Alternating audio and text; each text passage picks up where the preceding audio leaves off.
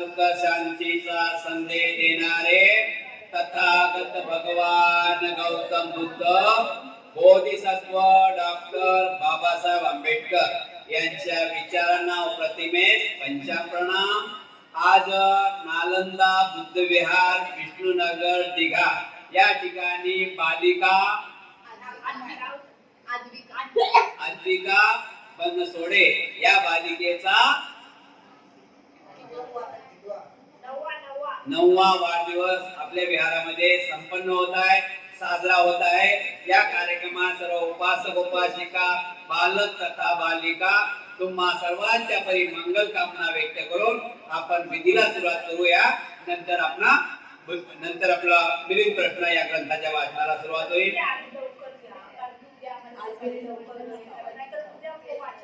ठीक आहे, 9 म्हणजे 9 ठीक आहे ना?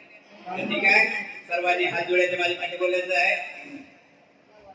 बुद्धां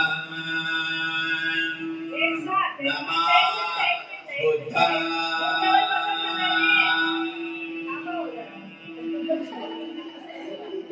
ज्यांना गुडघ्यावर बसता येतं त्यांनी गुडघ्यावर बसून घ्या, ज्यांना रिलॅक्स बसता येतं त्यांनी रिलॅक्स बसून घ्या। आणि आता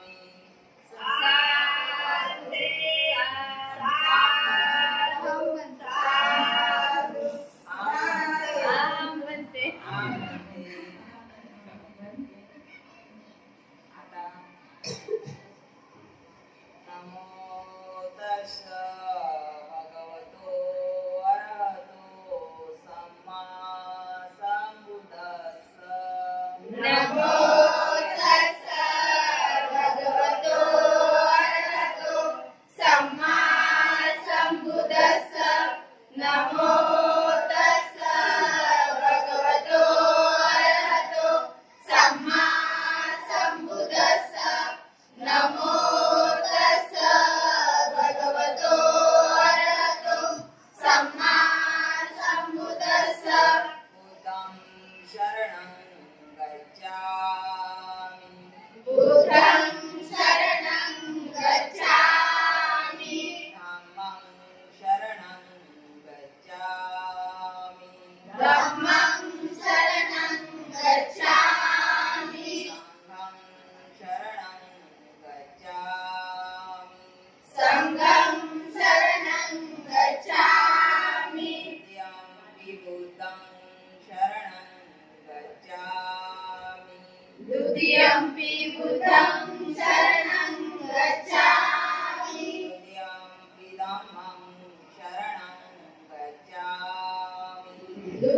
द्वितीयम्पि धम्मं शरणं गच्छामि संघं शरणं गच्छामि द्वितीयम्पि संघं शरणं गच्छामि तृतीयम्पि बुद्धं शरणं गच्छामि तृतीयम्पि बुद्धं शरणं गच्छामि तृतीयम्पि धम्मं शरणं गच्छामि तृतीयम्पि धम्मं शरणं गच्छामि तृतीयम्पि संघं शरणं गच्छामि तृतीयम्पि संघं शरणं गच्छामि पाणातिपाता वीरमणि सिक्खापदं समादयामि पानातिपाता वेरमणि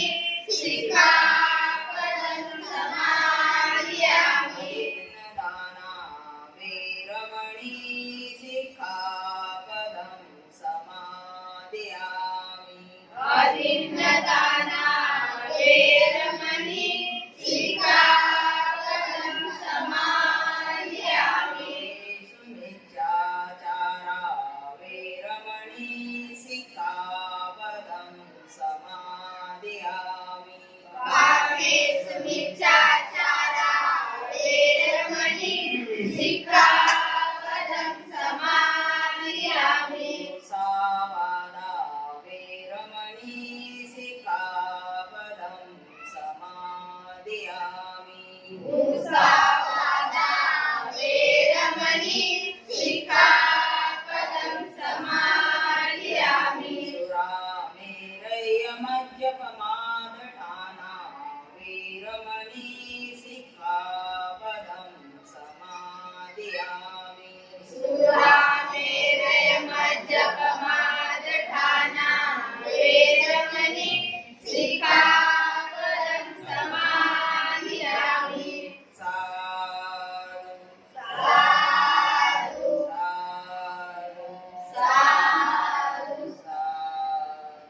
साधु अष्टसी पानातिपाता वेरमणि सिक्खापदं समादयामि पानातिपाता वेरमणि सिक्खापदं समादयामि अदिन्नादाना वेरमणि सिक्खापदं समादयामि अदिन्नदाना वेरमणि सिक्खापदं समादयामि अब्रह्मचर्या वेरमणि सिक्खापदं समादयामि ब्रह्मचर्या वेरमणि सिक्खापदं समादयामि मुसावादा वेरमणि सिक्खापदं समादयामि मुसावादा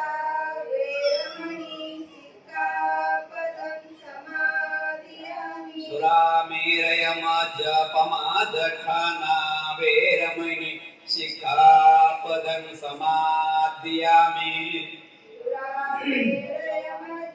सुरामेरयमद्यपमादठाना वेरमणि सिक्खापदं समादयामि विकाल भोजना वेरमणि सिक्खापदं समादयामि विकालभोजना वेरमणि सिक्खापदं समादयामि नत्सगित्तवादित रसवित्तवादिता विसुखदेशना सुखदेशना मालागन्ध मालागन्ध विलेपनधारणा लेपनधारणा मण्डना मण्डना विभूषणधाना भूषणधारणा वेरमणि वेरमणि सिक्खापदं समादयामि सिक्खापदं समादयामि पूजासैना उच्चासेना महासैना महासेना वेरमणि वेरमणि सिक्खापदं समादयामि सिक्खापदं समादयामि शांत राहायचं आहे. दसशी 30 पंचशी 28 आणि विपुदस जात रूप रजत पटिगहना वेरमणी शिखापदं समादयामि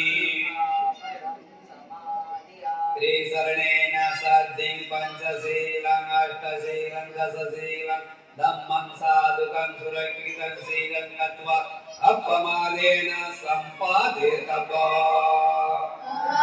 वन्दे साधु साधु साधु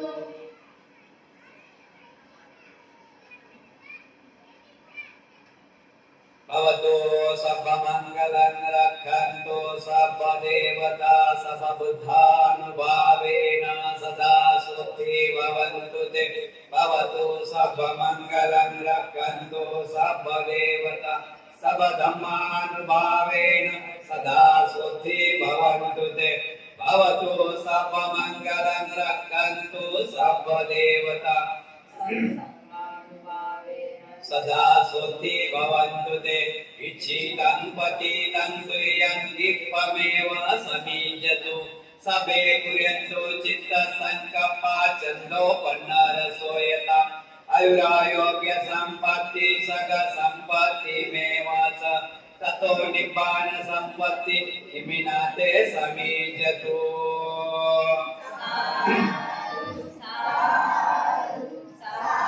कर्ण्यमथो कुशलेन एकं सन्तं पदं अभिच्यमे च सापो ओजो च सोजो च सोत च समृद्धो अनतिमानि सन्तोषको च सुभरो च अपकिचो च सल्लौकवती सन्तिन्द्रियो च निपको च अपगपो कुलेषु अनुनिगिद्धो नत्सं बुद्धं समाचार किंचि एन विभु परे उपवदय्य सुखिनो वा किमिना हवन्तु सबे सत्या भवन्तु सुखी तथायां किंचि पानभुत्तति तस्सा वा थावरा वा अनवशेष दीघा वा ये महन्ता वा मध्यमा रक्षकानुकतुल्ला दिट्ठा वा ये वये दिट्ठा ए चतुरे वसन्ति अविदुरे भूता वा सबवेशिव सबे सदा भवन्तु सुखी तथा न परो परोऽन्यो मेत्थो नातिमयत्थ कथचेन किञ्चिदारोसन पटिगच्छय्या नातिमयच्छ दुःखमिच्छय्या मातायत नियं पुत्रं आयुष एकपुत्रं मनुरके एवं वे सर्वभूतेषु मानसं भावय प्रियमानं मे तत्स सबलोकस्मि मानसं भावय प्रियमानं उद्धं अथो च तिर्या च सम्बन्धं अवेरं असम्पत्तं दिट्ठं करे निशिन्नो वा सयानो वा यावत् सविगतमेतु एतं सन्ति अधिष्ठाय ब्रह्ममेतं विहारं विद्यमाहु दिट्ठचानुपगप्प सिल्वादेशनेन सम्पन्नो कामेषु विनेङ्गेदं नहि जातु गभचय पुनरेतीति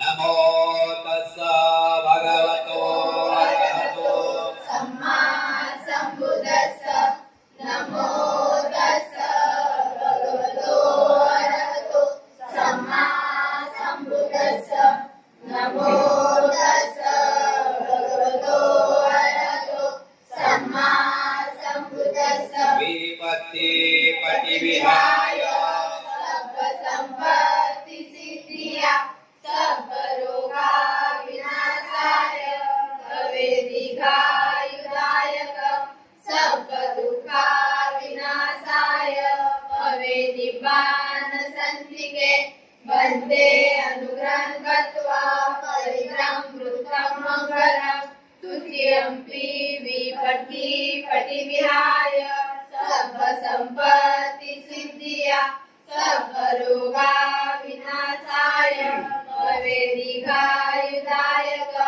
सर्व दुःखा विनाशाय भवे निब्बान सन्तिके वन्दे अनुग्रहं गत्वा परित्रां वृद्धं मङ्गलं कथयन्ति विपट्टि पटिविहाय सर्वसम्पत्तिसिद्धिया सर्वरोगा विनाशाय भवेदिघायकं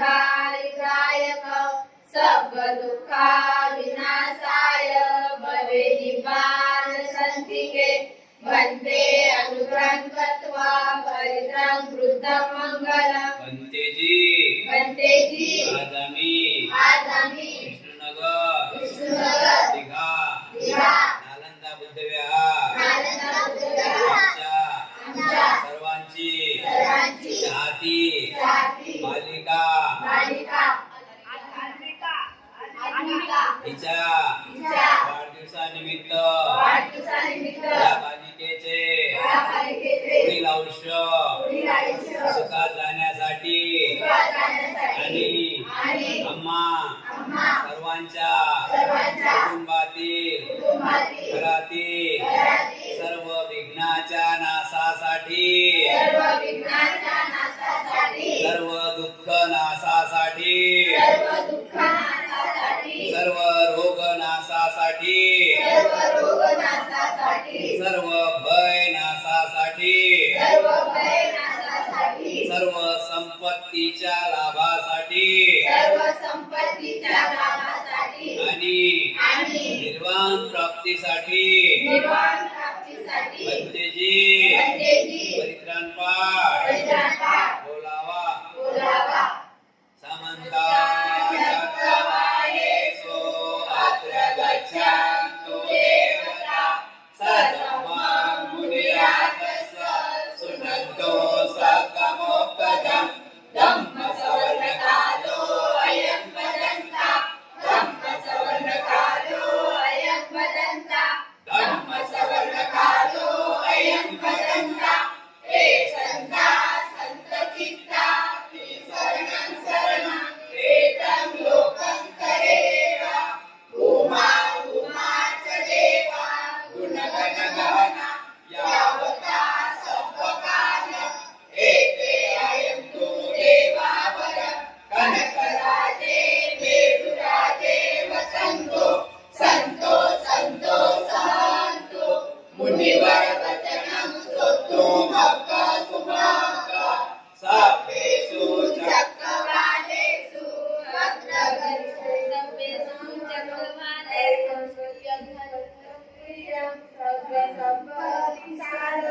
सभ्येतं अनुमोदित्वा समगा शासनरता पमादरहिता हन्तु आयकासो विशेषतो शासनसच्चलोकश्च वृद्धो भवतु सत्वरा शासनप्रीत्यलोकश्च देवा रक्षन्तु सर्वदा सतीं सुखीवन्तो सर्वे परिवारे यन्तनो अनिना सुमना हन्तु सर्वे वियातिभिः राजतो वा चोरतो वा मनुष्यतो वा अमनुष्यतो वा अगणितो वा उदकतो वा पिशाचतो वा आनकतो वा गणकटतो वा नखटतो वा जनपदरोगतो वा असंमतो वा असदिट्टितो वा असभुलिसतो वा चंडाहत्ति असमिनिगोणा कुकरा आई विच्छिका मणिसप्पा दिप्पि अक्षतरस्य सुकरा मैसा यक्कार नानवैतो वा नानरोगतो सभे नवतो वा सभे आयकांगातो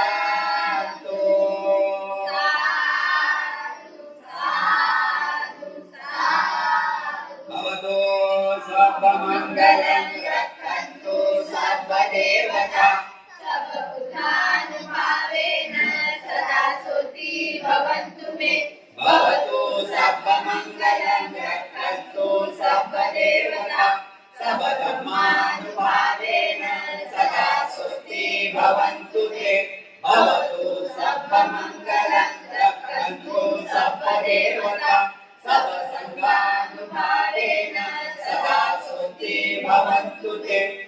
शीतं पतितं तुल्यं इत्थमेव समीजतु सबे पुरेतो चित्तसंकल्पा छन्दोपन्ना रसोयता आयोग्य संपत्ति सर्वसंपत्तिमेव च ततो निब्बाण संपत्ति विमेहाते समीजतु बालिका बालिका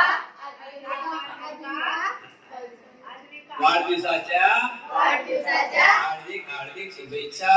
हार्दिक हार्दिक शुभेच्छा. मंगल हो, सुखी हो, सुखी हो. सुखी हो, सुखी हो.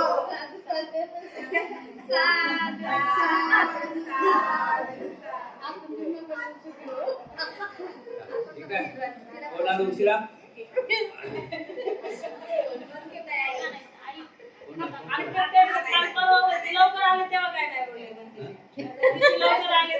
नाही, आज आणलं नाही जर मग. ठीक आहे. आज आणले. 2-3 आणले. कोणी आणलं? साधू साधू साधू. आपण बघत आहोत मिलिंद प्रश्न बघत आहोत.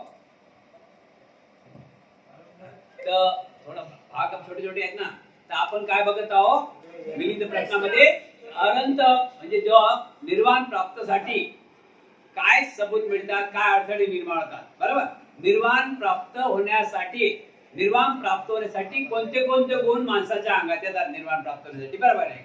आपण कमळाचा गुण बघितला ना आपण. कमळ पाण्यात राहून धानीतून उत्पन्न होते, पण त्याला अंगाला लागते कमळ. अशा प्रकारे त्याच्यानंतर आपण दुसरा बघितला आहे महासागराचे 4 गुण. महासागर 4 गुण. किती पाण्या नदी त्या पाण्या किती पाण्या. त्याच्यानंतर पहिला बघितला आहे कमळाचा 1 गुण. त्याच्यानंतर दुसरा गुण बघितलेला पाण्याचे 2 गुण. पाण्याचे किती गुण बघितलेले आहे? 2 गुण. त्याच्यानंतर तिसरा बघितला आहे औषधाचे 3 गुण. त्याच्यानंतर चौथा गुण बघितला आहे महासागराचे 4 गुण. एवढा मोठा महासागर आहे, अनेक नद्या त्या महासागराला येऊन मिळतात, पण त्यात कमी जास्त होते काही. आणि महासागर घाण जवळ ठेवत. महासागरामध्ये काही मयत झाली तर ते बाजूने काढते ठेवते का पोटात. असे 4 गुण. आणि आज सुरू होत आहे आता आहाराचे 5 गुण. नाही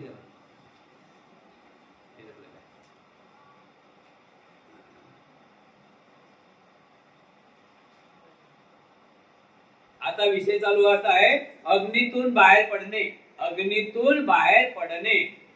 महाराज, एखादा माणूस धगधगत्या अग्नीमध्ये सापडल्यामुळे वाटेत ती धडपड करून उड्या मारीत धावत पडत अग्नी बाहेर निघून येतो, तेव्हा त्याला अतिशय आनंद वाटतो. त्याचप्रमाणे कुणी योग्य मार्गाने वाटचाल करून मनाला उत्तम प्रकारे वडण लावून 3 प्रकारच्या अग्नीच्या दुःखापासून आपली सुटका करून घेऊन परम सुख निर्वाणाचा साक्षात्कार करून घेतो. महाराज, राग द्वेष मोह हाच 3 प्रकारच्या अग्नी बाहेर पडून अचित्त मार्गाने वाटचाल करून निर्वाणाचा साक्षात्कार करून घेणारा होय असे समजले पाहिजे.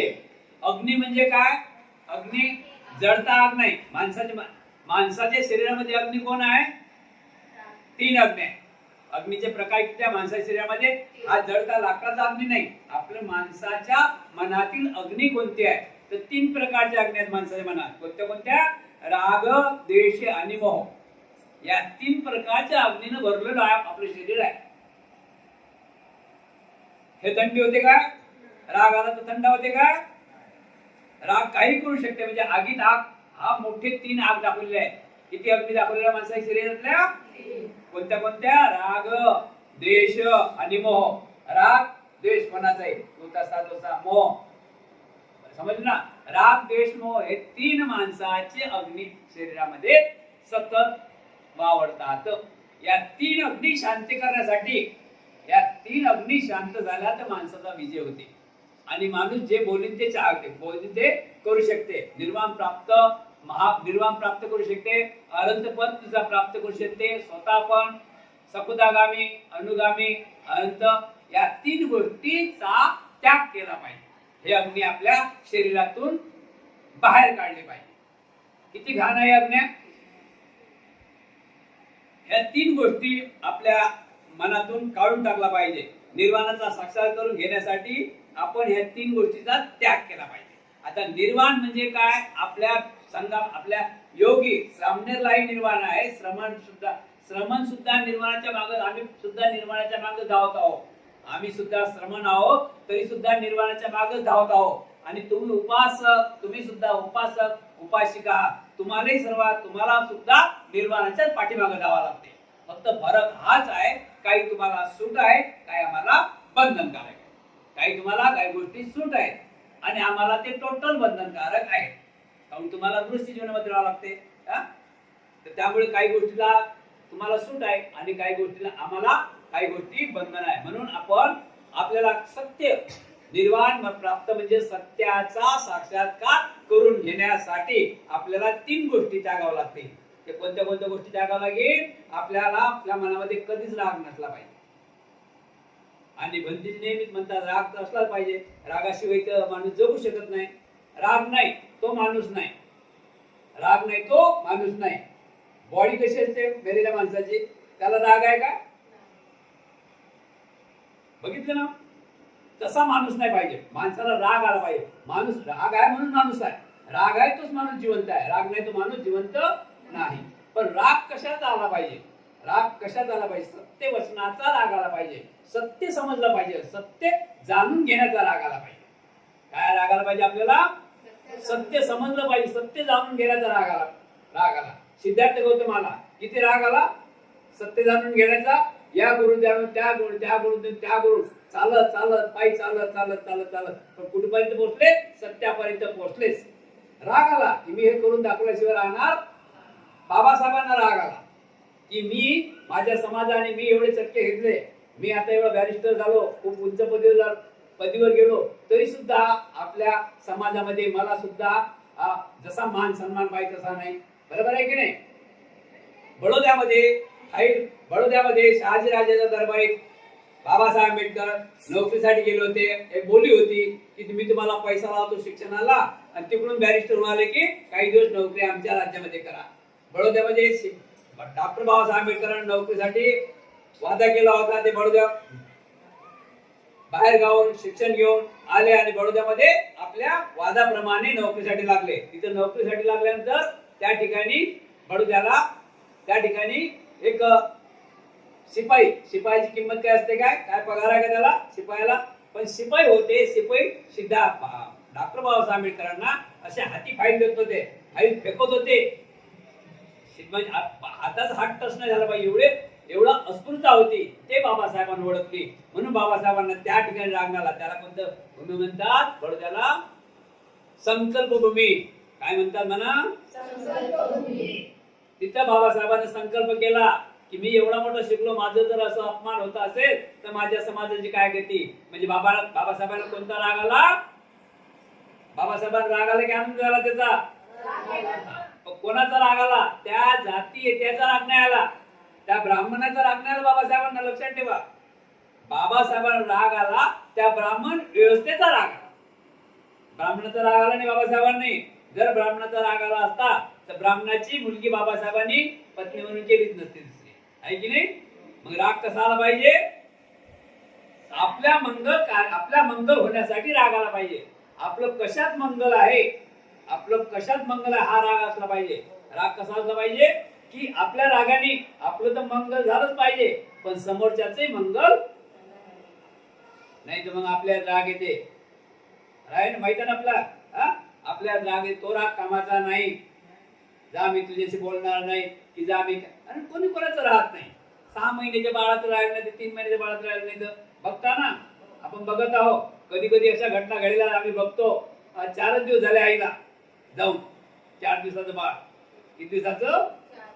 आणि इतिहास आहे सिद्धार्थ गौतमाचं 6 दिवसाचं बाळ. जगात नाव, पृथ्वी तलावर नाव. कोणी कोणाचं राहते का? मग राग कशाला धरावा? आपल्याला जर चांगलं होण्यासाठी, जर आपला चांगलं होण्यासाठी आहे, जीवन संसार आपला उत्तम चालण्यासाठी आपल्याला 3 गोष्टी त्यागाव्या लागतील. कोणत्या गोष्टी? 3 गोष्टी कोणत्या आहेत? राग, द्वेष आणि मोह. राग हे जाणल्याशिवाय राहत नाही. राग हे जाणल्याशिवाय राहत नाही. समोरच्याला राग आला तर आपण काय करायचं? थोडं शांत व्हायचं आहे. आहे ना. म्हणून रागात राग, दोन्ही माणसं रागात आले, दोन्ही माणसं रागात आले तर दोघांची एकाच नुकसान होईल की नाही. आणि कधी कधी दोघांचे नुकसान होते. म्हणून राग हा नसला पाहिजे. राग कसा असला पाहिजे की त्या रागामध्ये फायदा, आपण विचार केला पाहिजे, फायदा आला पाहिजे. बरोबर आहे की नाही.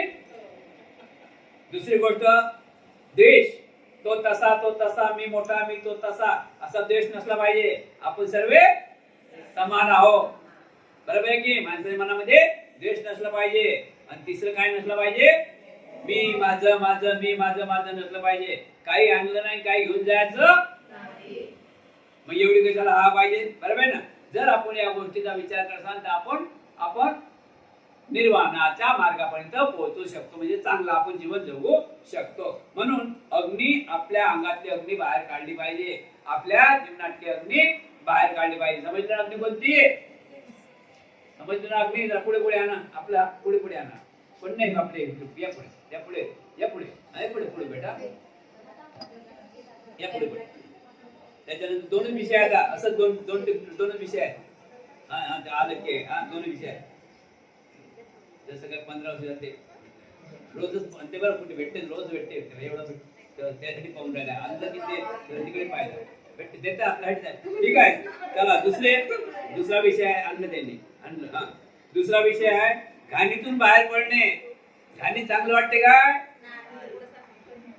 मग घाणीतून बाहेर पडायला पाहिजे की नाही.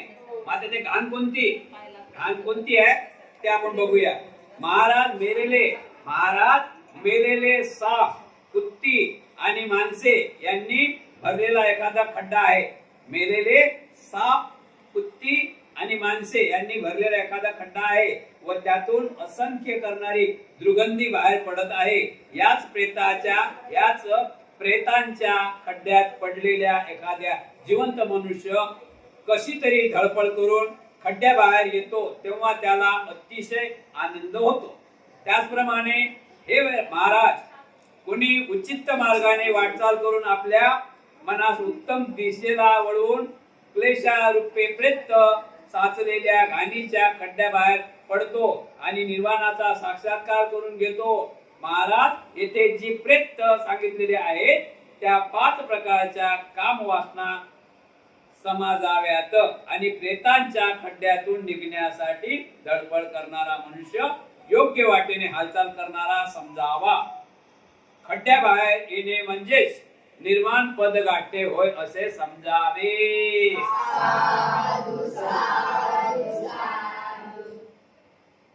बघा, घाणीतून बाहेर निघणे एक उदाहरण दिलेलं आहे. मेलेला साप आहे, कुत्ता आहे आणि माणूस आहे, त्या खड्ड्यात पडला, किती घाण वास येते. आणि त्यात एखादा मनुष्य पडला तर तो धडपड करते निघायची. घाण कोणाला चांगलं वाटते का.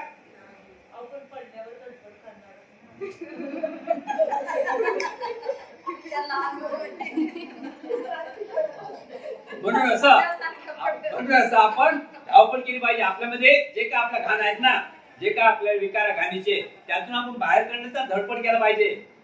मग आता घाण कोणती आहे, आपली घाण कोणती आहे. तिथं खड्ड्यात काय, साप मेलेला आहे, कुत्ता मेलेला आहे आणि माणसे मेलेले त्या खड्ड्यात, असं बरे ठीक होते ना. मग त्या ठिकाणी चांगल्या माणसाने जाऊन पळावं का. चांगल्या माणसाने जाऊन पडलाय समजा, तर तिथून बघा, याला म्हणतात की मैत्री. हा भाग कोणता आहे माहितीये काय, संगत गुणाचा भाग आलेला आहे. हा खड्डा कोणता आहे, हा संगतीचा खड्डा आहे आणि त्यात पडलेले हे घाण आहे. हा संगत गुणाचा लक्षात ठेवा.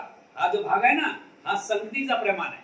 आता खड्डा ऐकल्या माहिती लोक जाऊन खड्ड्यात तिथंच जातात. माहिती ना खड्डा कोणता आहे, दुकान. समजलं की नाही. तिथं जातात खड्ड्यात, एक केला की तो दुसरा जाते, तिसरा जाते, तिसरा जाते, तो सुधरील का. म्हणून आपण खड्ड्यात पडू नये. आपण विचार करावा, आपण ज्यापासून जिथं घाण आहे तिथं जाऊ नये. घाण म्हणजे ज्या ठिकाणापासून आपलं नाव खराब होते, आपली किंमत जाते, आपल्या कुळाचा नाश होते, त्या ठिकाणी जाऊ नये. तो खड्डा आपण सांभाळावा. ज्या ठिकाणी आपल्याला गुलाबाचे फुलं उशीर भेटले, ते गुलाबाचं फूल भेटते, किती चांगलं वाटते गुलाबाचं फूल. त्या गुलाबाची किंमत नाही, कोणाची फूल, त्या गुणाची किंमत आहे. म्हणून आपण या ठिकाणी अशा ठिकाणी जावावं. आजचा दिवस जर पाहिला तर खूप आनंदाचा दिवस आहे. कारण आज नालंदा बुद्धविहारामध्ये वर्षवास सुरू आहे आणि या वर्षवासाच्या कार्यक्रमामध्ये आपले धम्मविदेव बनतेजी रोज प्रकारचं तुम्हाला धमदेशना देऊन तुमच्या ज्ञानामध्ये प्रगती करत आहे आणि निश्चितच आपल्या सर्वांमध्ये त्या प्रगतीचा वास दिसत आहे. अशा महाकारुणिक तथागत गौतम बुद्धाचा हा वास म्हणजे आपली जनता बरोबरच ज्ञानी होत आहे. महापरमपूज्य डॉक्टर बाबासाहेब आंबेडकर ज्यांनी आपल्याला जीवन म्हणजे काय आणि आपण गुलाम होतो तेव्हा आपण कसे वर यायचे, गुलामाचे चटके कसे त्यांनी स्वतः अनुभवले, शोषण कसं असते आणि या सगळ्या ज्या वेदना असतात त्या सगळ्या त्यांनी सहन करत पर्यंत आपलं आयुष्य जगलेलं आहे. आणि त्या वेदनेत जेव्हा माणसाला एखादी वेदना होते तर ती काहीतरी आपल्याला शिकवून जाते. जोपर्यंत आपल्याला त्रास होत नाही तोपर्यंत आपण कुठलंही काही शिकू शकत नाही. कारण ऐसाराम सुख शांती भेटली की आपली बुद्धी पण तशी सुख शांती ऐसारामामध्ये शांत बसते. तिला कुठलाही काही करण्याची, धडपड करण्याची किंवा कुठे काय चाललं, काय होते काही भान राहत नाही. परंतु जसे आपल्या पोटाला भूक लागली की कसं आपण लगेच म्हणतो कुठून तरी भोजन मिळेल तर बरं होईल किंवा बनवायचं कुठून तरी आपण प्राप्त करण्याची धडपड करत असतो. तसंच बाबासाहेबांनी आपल्याला ज्या चटक्यातून ज्या वेदना त्यांना मिळाल्या, जो अपमान त्यांना सहन करावा लागला, त्या अपमानातून बरंचसं काही शिकून त्यांनी विद्वत्तेपर्यंत गेले आणि त्या विद्वत्तेतून आपल्याला एका गुलामीतून मुक्त केलं, एक स्वातंत्र्यता मिळवून दिली. आपल्यालाच नाही तर सर्वांना समानतेचा हक्क ठेवून. नाहीतर बरेचसे महात्मे संत होऊन गेले, थोर पुरारी होऊन गेले, पण त्यांच्यामध्ये कुठे ना कुठे क्लेश किंवा विभाजन, हरिजन म्हणून कोणाला संबोधण्यात आलं तर गट पाडून गेले. म्हणजे जी परिस्थिती होती ती ठेवून आपलं वर्चस्व स्थापन करतो. पण बोधिसत्वाचे विचार तसे नाही, ते प्रगळ आहे, दिव्य आहे, दूरदृष्टी याची आहे. तर त्यांनी दूरदृष्टीने आपला हा समाज घडवलेला आहे. तर अशा महान थोर पुरुषांना सर्वांना मी वंदन करते, अभिवादन करते. आणि आज आपल्या इथे एका बालिकेचा वाढदिवस आहे, त्यानिमित्त मी एक छोटीशी तुम्हाला दाखवते. भिक्खूजी धोत्रे, रुक्माई धोत्रे तुमच्या परिचयाची आहे, वाचनात सर्वांची आलीच असेल, तरी पण मी सांगण्याचा प्रयत्न करते. रुक्माई आपल्या संसारामध्ये गरीब परिस्थिती होती, हालात कठीण होते. आपले भिक्खूजी धोत्रे माशाच्या पाट्या वाहून आपलं घर संसार चालवत. 2-3 मुलं बाळ होते, त्यात एक त्यासारखी सुकन्या छोटीशी रमाबाईचा जन्म होतो. जन्म झाल्यानंतर सर्वत्र साखर वाटण्यात येते. तर अशी आज आपली ही बालिका आपल्याला केक वाटणार आहे म्हणून केक घेऊन आलेली आहे. आणि आई वडिलांना आपण जेव्हा आपल्या घरामध्ये नवदाम्पत्य छोटंसं बाळघरात आलं की सर्वांना आनंद होतो. आनंद झाला की आपण सर्वांना सांगत शकतो की आमच्याकडे मुलगी झाली, मुलगा झाला, जे काही आपलं अपत्य आहे त्याच्याबद्दल. आणि ती खुशी द्विगुणित होते आणि ती चांगल्यासाठीच असते, सर्वांना आनंद देणारी असते, प्रेरणा देणारी असते. तसंच आपल्या रमा मातेचा जन्म होतो आणि जन्म झाल्यानंतर सर्वत्र साखर वाटली जाते, आनंद सोहळा सगळं साजरा केला जातो.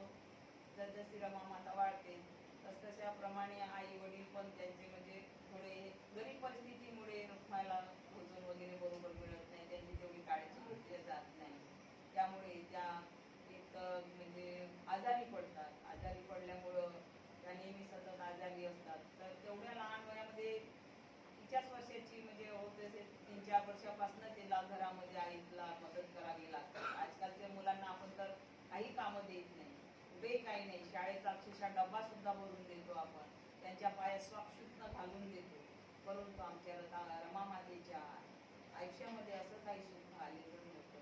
की जे म्हणजे 3-4-5 वर्षाची होते ना होते, रामू चले करून घे, रमे ते करून घे, छोटे मोठे काम तिच्याकडून करून घेतल्या जात होते.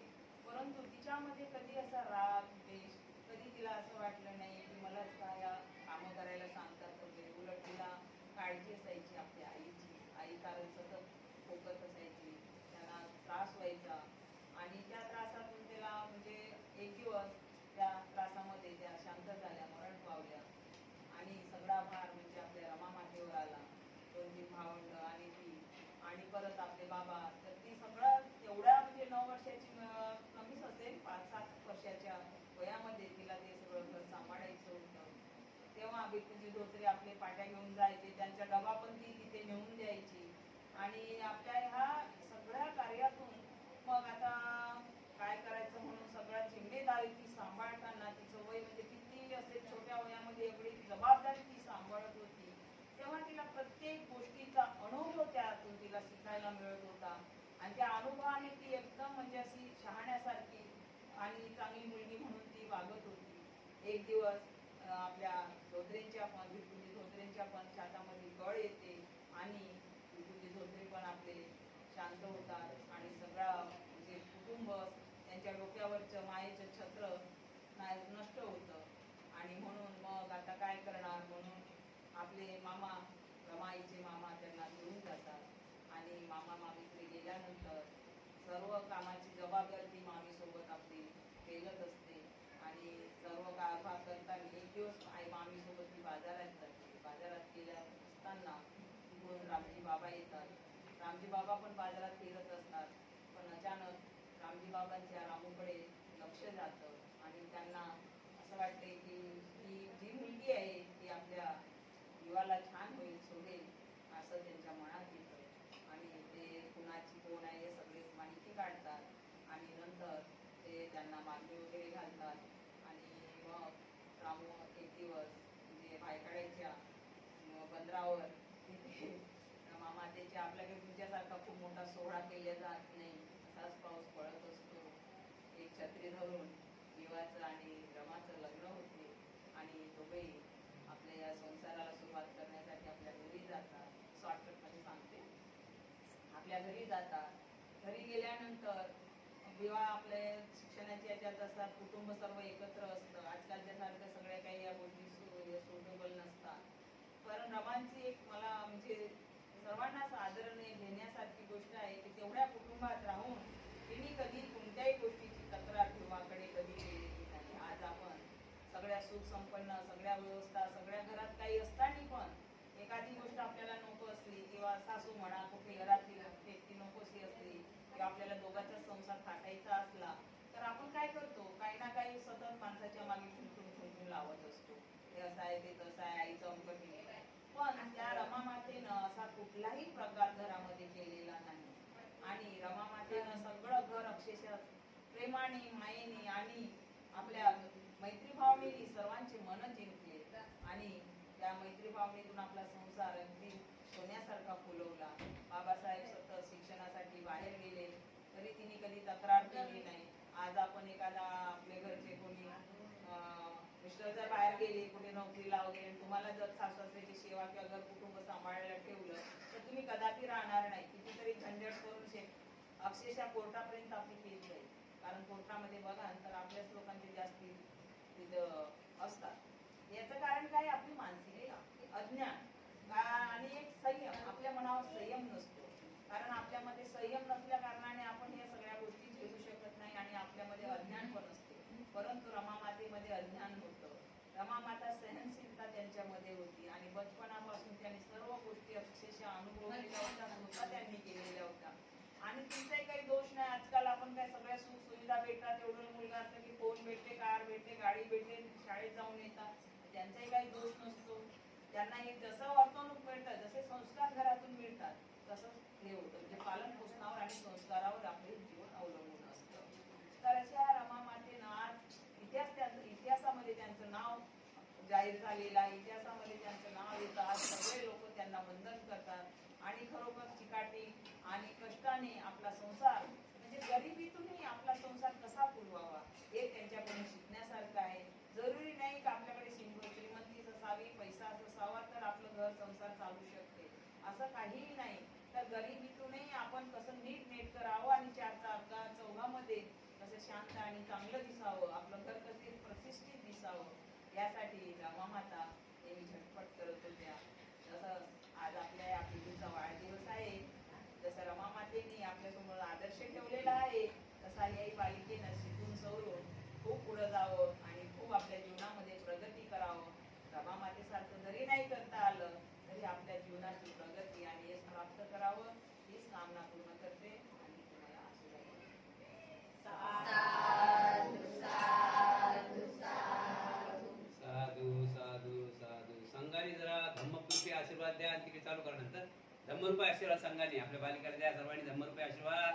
भवतु सर्वमंगलं रक्षन्तु सर्वदेवता सर्वभूतानुभावेन सदा सुखी भवन्तु ते भवतु सर्वमंगलं रक्षन्तु सर्वदेवता सर्वधर्मानुभावेन सदा सुखी भवन्तु ते भवतु सर्वमंगलं रक्षन्तु सर्वदेवता सर्वसंघानुभावेन सदा सुखी भवन्तु ते इच्छितं पतितं प्रियं चित्तमेव समिज्यतु सर्वे कुर्वन्तु चित्तसङ्कल्पा छन्दोपन्ना रसोयता आयुरारोग्यसम्पत्ति सर्वसम्पत्तिमेव च ततो निब्बानसम्पत्ति विनाते समिज्यतु. साधु साधु साधु.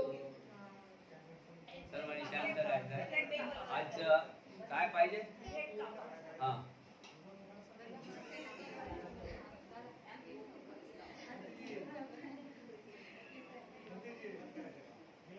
हो ना, ये नाही इकडे बोट इकडे या कॅमेरा समोर इकडे इथे ये. इथे ये. इथं आता तू तिकडे पाहिजे तू आपला बड्डे आहे तुझा कॅमेरा तिथे उभे राहा.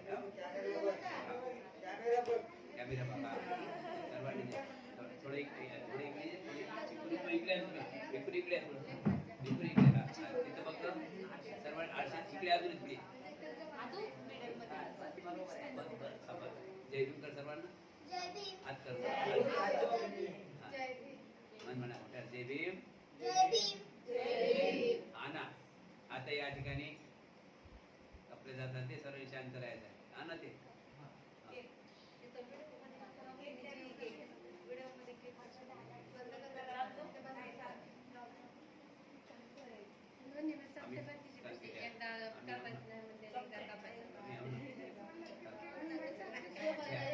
सर्वांनी हात जोडे सर्वांनी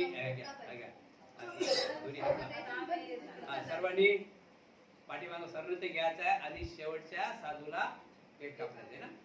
नाथी मे शरणं शरणं बुद्धो मे शरणं वरं एतेन सज्जवचेन ओतु मे जयमङ्गलं नथि मे शरणं हयं धम्मो मे शरणं वरं एतेन सज्जवचेन ओतु मे जयमङ्गलं नथि मे शरणं हयं संघो मे शरणं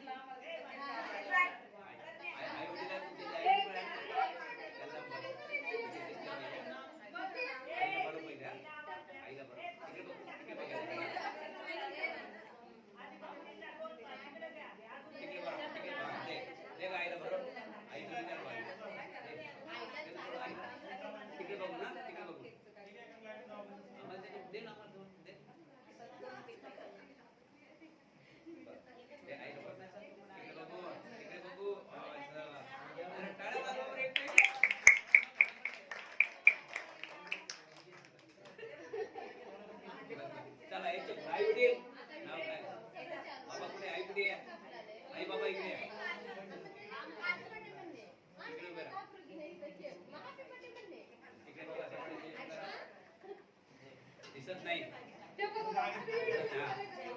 बस दे ग बाई, बरोबर. सांभाळून घे. तिकडे बघ बेटा, तिकडे बघ. अरे बेटा, तिकडे बघ हा. बरं अजून. त्या साईडला थांबा, त्या साईडला. असं दिस हा असं. बरं मग एक सेकंड बरं. त्या साईडला थांबा, हो, त्या साईडला थांबा. दिसतं. कशाला मूर्ती इकडे झाकून झाली की म्हणते जी कसं करायला वरची सगळं तुम्हीच करायला.